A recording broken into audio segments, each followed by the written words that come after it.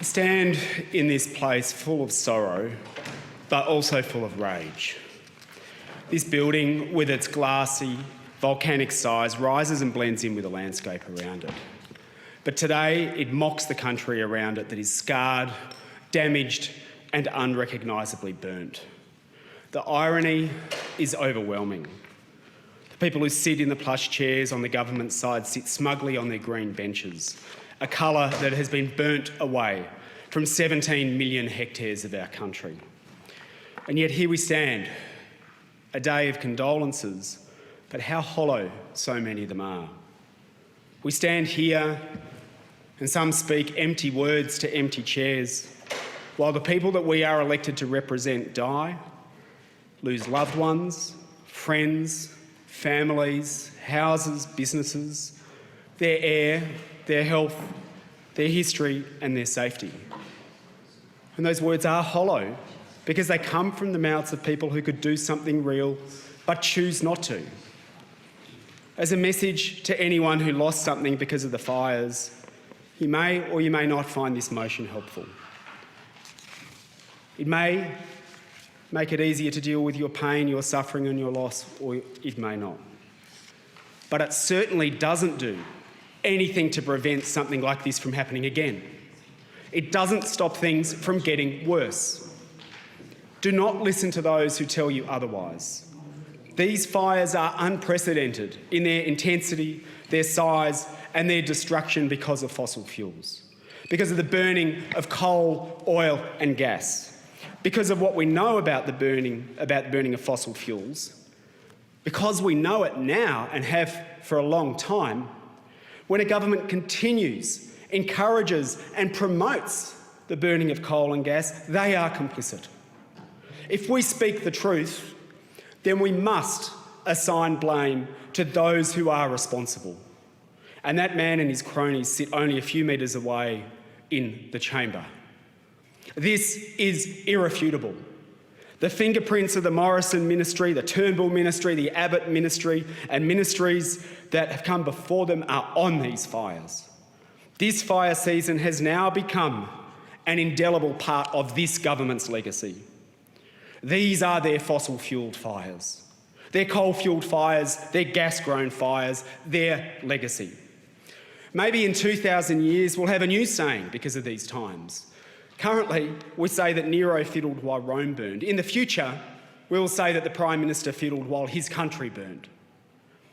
Like everyone else in this place, I want to acknowledge and thank our emergency services, our public servants, and our community volunteers working so hard to look after us, right across the country and including here in Canberra as we face this continuing bushfire disaster. And to everyone who has lost someone, we can't begin to imagine your grief, but we are thinking of you. And over the past few days, I've been in touch with the Country Fire Authority firefighter in Victoria, who's been telling me of the unprecedented and terrifying conditions our emergency service workers and volunteers are experiencing. He wants the country to know that firefighters on the ground know that the climate crisis is real and is hitting us fast. And he, like millions of Australians, have been appalled by the failures of our country's Prime Minister. Now, there's no point here repeating the litany of critical errors that have been made by this Prime Minister, but there is no question that he has abrogated his supreme responsibility to keep Australians safe. He put this question beyond doubt when almost 3 years ago he brought a lacquered lump of coal into this parliament and cradled it like a baby. The responsibility of the powerful in the face of a crisis is to act with certainty, with conviction and with the best available information at their disposal. But instead of this parliament shaping the country, it is the emissions burnt from fossil fuels. They are disfiguring it, scarring it and making it unrecognisable. Have no doubt about what these bushfires show. They show that coal and gas sit on the throne of power. They show that Gina Rinehart and the rest of the coal, oil and gas billionaires, safe from the fires in their cathedrals, run this place and they will burn it to the ground for a buck. They've worked together in the corridors of power here to make Australia the biggest LNG exporter in the world. We are the third largest fossil fuel exporter globally. trailing only Russia and Saudi Arabia. What a trio. How do you quantify the grief of this catastrophe? The brutal, violent deaths of billions of creatures has happened in a matter of months. Innocent lives, human and animal alike, have been extinguished. Their homes of green becoming prisons of flames in the blink of an eye. Imagining the fear and helplessness that they would have felt is harrowing. A couple of weeks ago, I visited Malua Bay with Senator Marine Faruqi and stood with Nick Hopkins in front of the wreckage that used to be his home. It was destroyed by the bushfires. Nick stood there and he said clearly and knowingly that what we are experiencing is not a natural disaster, but an unnatural disaster. He told the Prime Minister that this is what the climate emergency looks like. And Nick summed up the feelings of so many of us. He said that he was 2 parts shattered and 3 parts angry. Australians are anxious and angry because the government clearly does not have the climate emergency under control and has no plan to get it under control. And this is what it looks like in Australia at 1 degree of warming. We are on track for up to 3.4 degrees. It is hard to imagine that it could get worse than it is now, but it can, and it will, unless we act.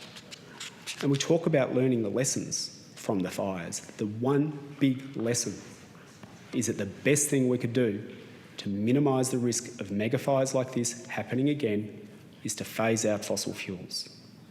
So I say to this place, enough. No more thoughts and prayers until you have a plan to phase out coal and gas. Because until you have a plan to phase out coal, thoughts and prayers and people on the government benches are pouring fuel on the fire and putting Australians at risk. The next motion that gets passed through this place should be a motion that declares a climate emergency.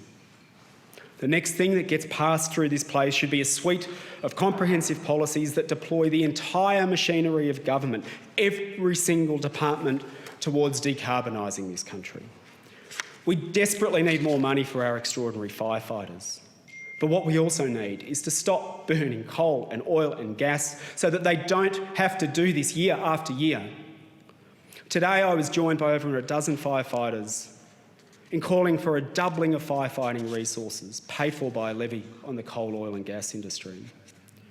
And yet, as our country continues to burn, our Prime Minister signs our souls away with new arrangements that will stick a syringe into the ground in New South Wales and draw out gas that we cannot afford to burn. The bushfires have taught him nothing. The urgency of the situation is lost on this man as he plunges us further and deeper into the darkness of an economy that runs on carbon. The politicians in this place have been corrupted and seduced by the fossil fuels that line their pockets. If you turned out the jacket pockets of many of the men and women who sit in this place with me, you would find coal dust lining them. This building should be the instrument of our liberation. It should be able to force our economy and the architecture of our country away from what is destroying it and towards its renewable salvation. I will not accept this summer as our new normal. I refuse to adapt to kids wearing gas masks. I refuse to accept a world where people put off having children because they are feeling so insecure about their future.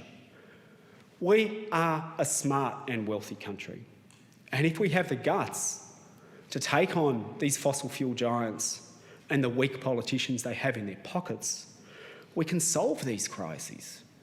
And that's why we need a Green New Deal to make it more likely that we never see these tragedies again. Because at 3 degrees of warming, which is what we are on track for, I see a future where the fire comes from the west and the rising ocean comes from the east. I see cities that will need to retreat from the coast and retreat from the bush because both will fast become uninhabitable. So I support this motion, but I also condemn it as a poor substitute for what we are elected to this place to do, to act. But this is not action. These words do not reduce pollution. No words will. Only action to replace coal and oil and gas with renewables and tell them fossil fuels, that their time is up. That is the only thing that has any chance of slowing down the extinction that we're hurtling towards. So today I grieve. I grieve for the immeasurable complexity of what we have lost. The lives, the love, and the ecology that may never come back. But I am charged with the determination. My pledge to everyone who has been affected by this summer and the spring is that as long as I am in this place, I will never stop fighting. I will do everything that I can to stop these coal-fuelled fires, these gas-powered infernos, and these oil-fuelled flames from ravaging our country every summer.